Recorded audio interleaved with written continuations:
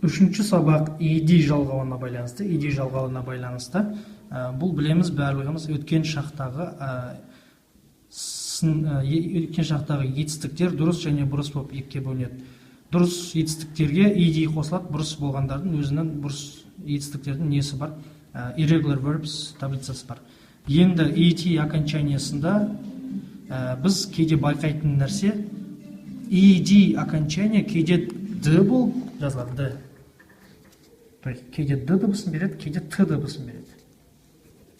Тестте осындай сұрақ бар. ed окончаниясында д болып дыбысталатын сөз табыңыз, немесе ed окончаниясында т болып дыбысталатын сөз табыңыз дейді. Бұл видео өте қысқа, біріншіден, себебі бағана біздің осы уақытқа қараған екінші сабақтағы мынау fake post, bad girl money және шипящийлер болып үшке бөлінді ғой. Тура осы заңды ол қолданады, және мына жерде, то есть fake post жаңа спам болған жердегі окончанияларда ол т дыбысын береді. Т дыбысын береді. Bad girl money да ол д дыбысын береді. Және шипящийлерде ол және тағы т дыбысын береді. Мысалға бір сөз жазамыз.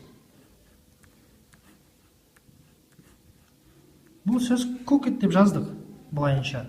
Бірақ оқыған кезде cooked деп оқымаймыз. Себебі бұның окончаниясы қандай? К. К қай жерде бұл мына жерде? К fake постта. Fake постта. Значит, бұл қалай дыбысталу керек? Т. Мына сөзді біз cooked емес, cooked деп айтамыз. Cooked деп айтамыз. Тағы да бір сөз жазамыз. Planet. Пландады, жоспар құрды деген сөз. Н қай жерде бұл жерде? Н bad girl money-да. Bad girl money-да көріп тұрмыз. Н, значит, бұл д болып дыбысталу керек. Planet. Түсінікті ғой да? Рахмет.